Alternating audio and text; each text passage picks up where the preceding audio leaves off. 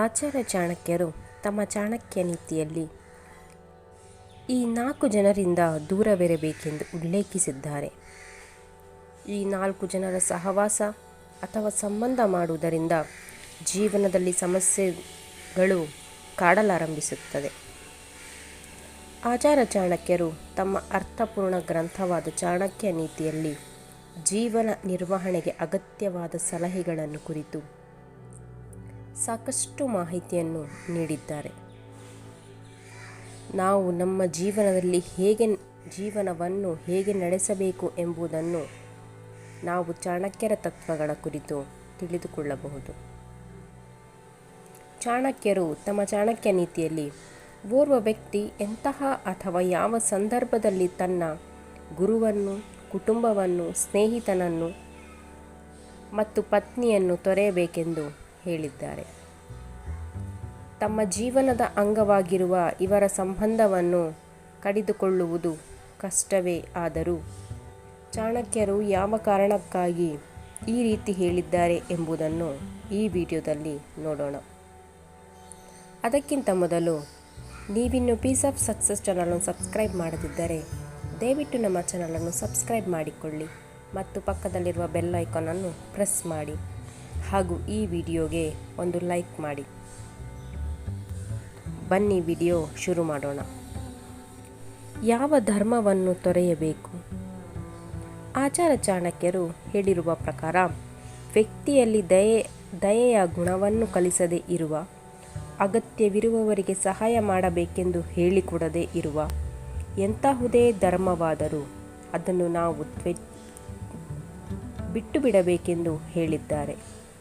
ಇಂತಹ ಅಧರ್ಮದಲ್ಲಿ ಸಾಗುತ್ತಿರುವ ಧರ್ಮವನ್ನು ಅನುಸರಿಸುವುದು ಎಂದರೆ ನಾವು ತಪ್ಪಾದ ಮಾರ್ಗದಲ್ಲಿ ನಡೆಯುತ್ತಿದ್ದೇವೆ ಎಂಬುದಾಗಿದೆ. ಧರ್ಮ ಯಾವಾಗಲೂ ನಮಗೆ ಸನ್ಮಾರ್ಗದಲ್ಲಿ ನಡೆಯುವ ಪಾಠ ಕಲಿಸಿಕೊಡಬೇಕು.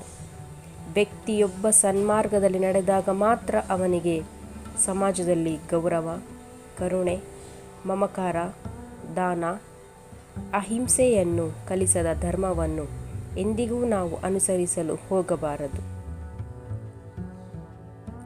ಇನ್ನು ಎರಡನೆಯದು, ಎಂತಹ ಗುರುವನ್ನು ತೊರೆಯಬೇಕು? ಚಾಣಕ್ಯ ನೀತಿಯ ಪ್ರಕಾರ ಒಂದಿಷ್ಟು ಜ್ಞಾನವೇ ಇಲ್ಲದ ಗುರುವಿನ ಸಹವಾಸವನ್ನು ಮಾಡಬಾರದು. ಇಂತಹ ಗುರುವಿನ ಬಳಿ ಜ್ಞಾನ ಸಂಪಾದನೆಯನ್ನು ಮಾಡಿಕೊಳ್ಳಲು ಹೋಗುವುದು ವ್ಯರ್ಥವೆನ್ನಬಹುದು. ಅಂದರೆ ಜ್ಞಾನದ ಕೊರತೆಯನ್ನು ಹೊಂದಿರುವ ಗುರುವನ್ನು ತ್ಯಜಿಸಬೇಕೆಂದು ಹೇಳಿದ್ದಾರೆ. ಇಂತಹ ಗುರುಗಳ ಸಹವಾಸ ಮಾಡುವುದು ನಿಮ್ಮನ್ನು ಯಾವಾಗಲೂ ಅಡ್ಡದಾರಿ ಹಿಡಿಯುವಂತೆ ಮಾಡುತ್ತದೆ. ಜ್ಞಾನವಿಲ್ಲದ ಗುರುವಿನ ಸಹವಾಸ ಮಾಡುವುದಕ್ಕಿಂತ ನಾವು ಅಜ್ಞಾನಿಗಳಾಗಿರುವುದೇ ಉತ್ತಮ ಎನ್ನುತ್ತಾರೆ ಚಾಣಕ್ಯರು. ಇನ್ನು ಮೂರನೆಯದು, ಎಂತಹ ಹೆಂಡತಿಯನ್ನು ತೊರೆಯಬೇಕು? ಆಚಾರ್ಯ ಚಾಣಕ್ಯರು ತಮ್ಮ ಚಾಣಕ್ಯ ನೀತಿಯಲ್ಲಿ ಸದಾ ಕೋಪದಿಂದ ಕೂಡಿರುವ, ಚಿಕ್ಕ ಪುಟ್ಟ ವಿಚಾರಗಳಲ್ಲೂ ಕೋಪಿಸಿಕೊಳ್ಳುವ, ವಾದ ವಿವಾದಗಳನ್ನು ಅಥವಾ ಜಗಳವನ್ನು ಮಾಡಲು ಬಯಸುವ ಹಾಗೂ ಹಣಕ್ಕಾಗಿ ಪತಿಯನ್ನು ಪೀಡಿಸುವಂತಹ ಪತ್ನಿಯನ್ನು ತ್ಯಜಿಸುವುದರಲ್ಲಿ ಯಾವುದೇ ತಪ್ಪಿಲ್ಲವೆಂದು ಹೇಳಿದ್ದಾರೆ. ಈ ಗುಣಗಳುಳ್ಳ ಪತ್ನಿಯೊಂದಿಗೆ ಸಂಸಾರವನ್ನು ಮಾಡುವುದು ಎಂದರೆ ನರಕಯಾತನೆಯನ್ನು ಅನುಭವಿಸಿದಂತೆ ಎಂದು ಅವರು ಹೇಳಿದ್ದಾರೆ. ಇಂತಹ ಪತ್ನಿಯೊಂದಿಗೆ ಪತಿಯಾದವನು ಒಂದು ದಿನ ಕೂಡ ಸಂತೋಷದಿಂದ ನೆಮ್ಮದಿಯಿಂದ ಜೀವನವನ್ನು ನಡೆಸಲು ಸಾಧ್ಯವಿಲ್ಲ ಎನ್ನುತ್ತಾರೆ. ಎಂತಹ ಸಹೋದರರಿಂದ ದೂರವಿರಬೇಕು? ಸಹೋದರ ಸಹೋದರಿಯರು ಕೂಡ ಸ್ನೇಹಿತರಂತೆ ಇರಬೇಕು. ಕಷ್ಟದ ಸಂದರ್ಭದಲ್ಲಿ ಸ್ನೇಹಿತರು ಮಾತ್ರವಲ್ಲ, ಸಹೋದರ ಸಹೋದರಿಯರು ಕೂಡ ಆಪತ್ಬಾಂಧವರಾಗಿರಬೇಕು. ಕಷ್ಟದ ಸಂದರ್ಭದಲ್ಲಿ ನಿಜವಾದ ಬೆಂಬಲವನ್ನು ನೀಡಬೇಕು. ಆದರೆ ನಿಮ್ಮ ಸಹೋದರ ಅಥವಾ ಸಹೋದರಿಯರು ಇಂತಹ ಭಾವನೆಯನ್ನು ಹೊಂದಿಲ್ಲವಾದರೆ ಅವರಿಂದ ದೂರವಾಗುವುದು ಉತ್ತಮ. ಅಂತಹ ಸಹೋದರ ಸಹೋದರಿಯರೊಂದಿಗೆ ಎಂದಿಗೂ ನಿಮ್ಮ ಸಮಯವನ್ನು ಕಳೆಯಬೇಡಿ.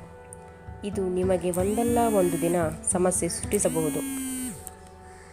ಆಚಾರ್ಯ ಚಾಣಕ್ಯರು ತಮ್ಮ ಚಾಣಕ್ಯ ನೀತಿಯಲ್ಲಿ ಹೇಳಿರುವ ಪ್ರಕಾರ ಈ ಮೇಲಿನ 4 ಜನರಿಂದ ನಾವು ಆದಷ್ಟು ಅಂತರವನ್ನು ಕಾಯ್ದುಕೊಳ್ಳಬೇಕು ಅಥವಾ ಇಂಥವರನ್ನು ತ್ಯಜಿಸಬೇಕೆಂದು ಹೇಳಿದ್ದಾರೆ. ನೀವು ಇಂಥವರ ಜೊತೆಗಿದ್ದರೆ ಇಂದೇ ಅವರ ಸಹವಾಸ ಬಿಟ್ಟುಬಿಡಿ. Please subscribe, like and share.